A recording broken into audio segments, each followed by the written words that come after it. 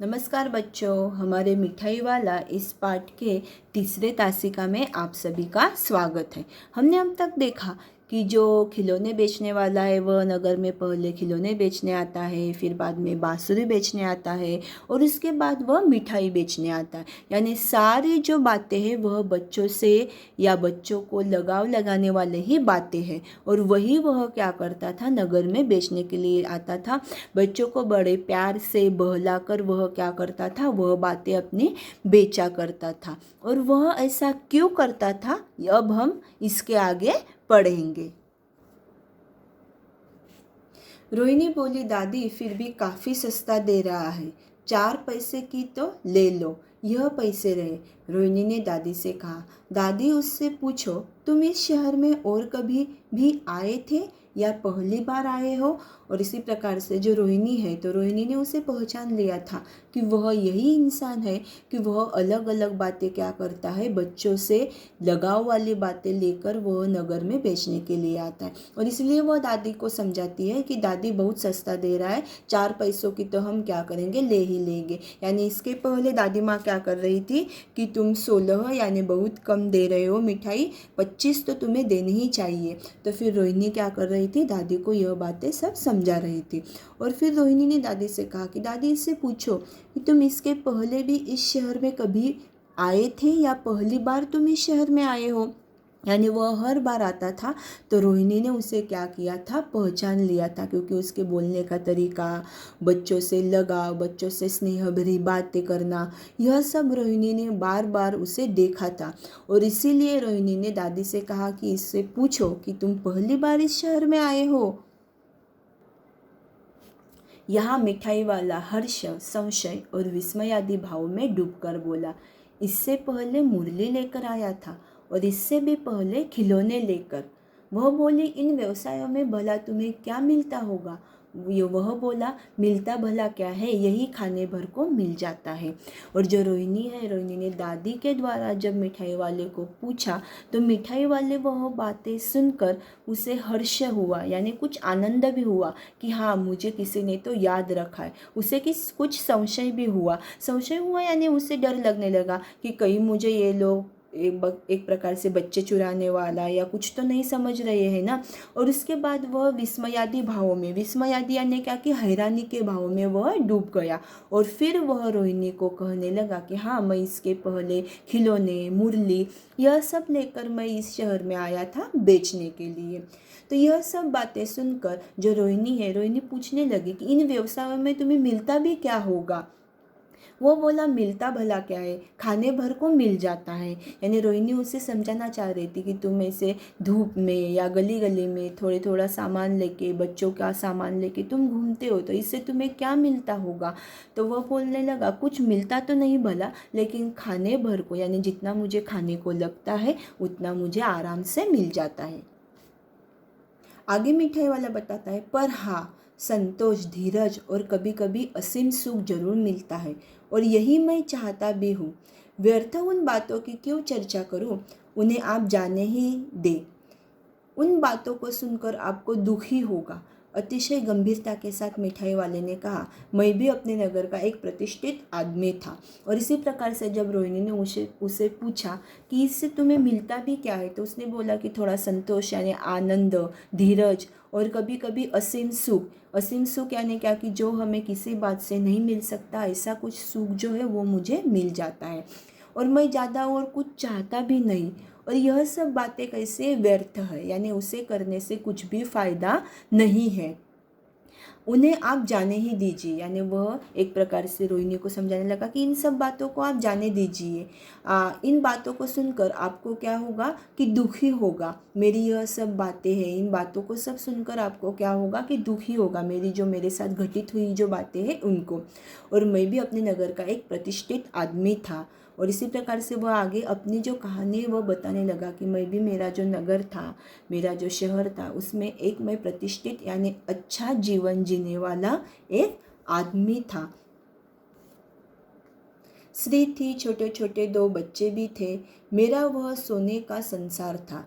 बाहर संपत्ति का वैभव था, भीतर सांसारिक सुख था। श्री सुंदर थी, मेरी प्राण थी। बच्चे ऐसे सुंदर थे जैसे सोने के सजीव खिलौने। और इस प्रकार से जो खिलौने वाला है या मिठाई वाला है वह जो रोहिणी है, रोहिणी को समझाने लगा कि मेरे पास मकान था, मेरा भी एक व्यवसाय था, गाड़ी घोड़े नौकर चाकर सभी कुछ बातें जो थी एक किसी प्रतिष्ठित या अच्छे व्यक्ति के पास होती है, वेल सेटल व्यक्ति के पास होती है, वह सब बातें मेरे पास थी। मेरी एक स्त्री थी यानी उसकी एक पत्नी थी, छोटे छोटे 2 बच्चे भी थे। मेरा संसार कैसे था, सोने जैसा मेरा जो संसार था। बाहर संपत्ति का वैभव था, भीतर सांसारिक सुख था। यानी मेरा जो घर था तो घर के बाहर मुझे संपत्ति का वैभव था, मेरे पास हर एक बात थी। और मेरे घर के अंदर जो सांसारिक सुख होता है वह सब सुख की बातें मेरे घर में मिलती थी। मेरी जो पत्नी थी वह पत्नी कैसी थी, सुंदर थी, मेरी प्राण थी। यानी उसका कहना है कि मैं मेरे पत्नी से बहुत प्यार करता था। बच्चे ऐसे सुंदर थे जैसे सोने के सजीव खिलौने थे। और इसी प्रकार से उसका यह भी कहना था कि मेरे जो बच्चे थे वह भी बहुत सुंदर और अच्छे थे। यानी देखने के बाद ऐसे मालूम होता था जैसे सोने के यह सजीव खिलौने हैं। सोना यानी क्या कि एक अनमोल धातु होता है। तो उसी प्रकार से उसका कहना था कि मेरे बच्चे भी कैसे थे कि सोने के सजीव खिलौने जैसे दिखाई पड़ते थे मेरे जो बच्चे थे वह। उनकी अटखेलियों के मारे घर में कोलाहल मचा रहता था। समय की गति, विधाता की लीला, अब कोई नहीं है। अपने उन बच्चों की खोज में निकला हूँ, वे सब अंत में होंगे तो यही कहीं, आखिर कहीं न जल में ही होंगे। इस उस तरह रहता तो घुल घुल कर मरता, इसलिए सुख संतोष के साथ मरूंगा।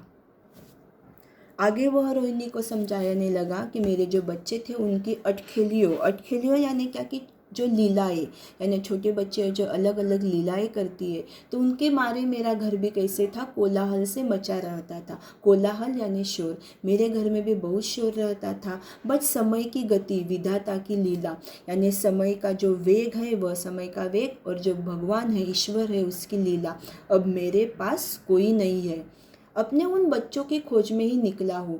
यानी उसका कहना था कि मेरे जो बच्चे थे तो उन बच्चों की खोज में ही मैं क्या हूँ, निकला हुआ हूँ। वे सब अंत में होंगे तो यही कही। और इसी प्रकार से उसका कहना था कि मेरे जो बच्चे हैं तो उन बच्चों का यानी उनके साथ कुछ हादसा हुआ होगा या कुछ बात हुई होगी, तो उसका जो सारा परिवार है वह सारा परिवार क्या हो गया था कि अंत, एक प्रकार से उसका मृत्यु हो गया था, या एक प्रकार से वह उसका परिवार अभी नहीं रहा था। तो उसका कहना था कि यह सब ढूंढने के लिए, मेरे बच्चों को ढूंढने के लिए मैं आखिर क्या करता हूँ, निकलता हूँ। और उनका अगर अंत हुआ है तो आखिर ये यही कहीं पे उनका जन्म हुआ होगा। और ऐसे ही घुल घुल कर मरने से, यानी ऐसे ही अकेला रह कर थोड़ा थोड़ा मरने से, मैं ऐसे थोड़ा थोड़ा सामान लेकर, बच्चों से लगाव वाला सामान लेकर मैं क्या करता हूँ, उसे लेकर घूमता हूँ, और उसके साथ ही सुख संतोष मैं प्राप्त करता हूँ। और उसके साथ ही उसका कहना है कि यही जो यादें हैं, इन छोटे छोटे बच्चों के साथ सामान बेचते हुए मैंने जो अपने लिए या अपने पास एक प्रकार से इकट्ठा करके रखी है, तो इनके साथ ही मैं क्या करूँगा, सुख और संतोष के साथ मरूँगा। यानी आनंद के साथ इन बच्चों से मैंने जो कुछ समय व्यतीत किया है उस समय को अपने साथ में लेकर मैं क्या करूँगा कि एक प्रकार से आनंद से मैं मरूँगा। इस तरह के जीवन में कभी कभी अपने उन बच्चों की एक झलक से मिल जाती है। रोहिणी ने अब मिठाई वाले की ओर देखा, उसकी आंखें आंसुओं से तर है। इसी समय चुन्नू मुन्नू आ गए, रोहिणी से लिपटकर उसका आंचल पकड़कर बोले, अम्मा मिठाई। और इस प्रकार से जो मिठाई वाला था अपने परिवार के बारे में रोहिणी को, दादी माँ को सारी बातें बता रहा था। और आगे वह बता रहा था कि उसी प्रकार से यह जो बच्चे हैं तो उन बच्चों में ही मैं क्या करता हूँ कि अपने बच्चों की झलक मैं क्या करता हूँ, पा लेता हूँ। और यह सब बातें बताते हुए जो मिठाई वाला था उसकी आंखें जो थी सारी आंसुओं से भर गई थी। यह सब बातें घटित हो रही थी, इतने में चुन्नू मुन्नू वहाँ पर आए और कहने लगे, अपनी माँ के आंचल से लपेट कर उन्होंने कहा कि अम्मा हमें मिठाई चाहिए। मिठाई वाले ने चुन्नू मुन्नू को कागज की पुड़ियों में मिठाई दी। मिठाई के पैसे लेने से इनकार कर दिया। फिर से वही मादक मृदुल स्वर में बच्चों को बहलाने वाला मिठाई वाला।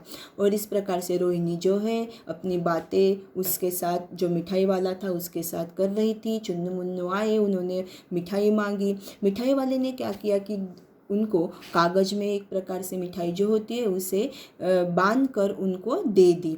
और उसी प्रकार से उसने जो मिठाई के पैसे थे उन मिठाई के पैसे को लेने के लिए अभी क्या कर दिया था, इनकार कर लिया था।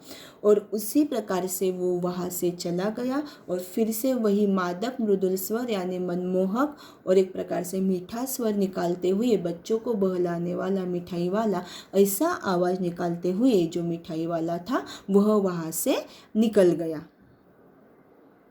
तो छात्रों, हमने देखा कि जो खिलौने वाला था तो वो पहले खिलौने बेचता था, उसके बाद मुरली बेचता था, बाद में मिठाई बेचता था। और उसका जो परिवार था वह परिवार जो कि अभी नष्ट हो गया था किसी हादसे के कारण, तो उसी अपने बच्चों को ढूंढने के लिए, उनके लगाव के कारण वह नगरों में यह बच्चों से जो लगाव वाली बातें होती हैं वह बच्चों को लगाव वाली बातें वह बेचा करता था। और उन बच्चों में कुछ समय अपना व्यतीत करता था और उनमें अपने बच्चे जो है, खुद के बच्चे जो है, तो उन बच्चों को वह क्या करता था, उन छोटे छोटे बच्चों में अपने बच्चों को वह क्या करता था, ढूंढता था, जो खिलौने वाला था, मुरली वाला था या मिठाई वाला जो था वह। मिठाई वाला एक धनी एवं प्रतिष्ठित व्यक्ति होते हुए भी बच्चों को मिठाई एवं खिलौने इसलिए बेचता है क्योंकि वह उनमें अपने खोए हुए बच्चों की छवि देखता है।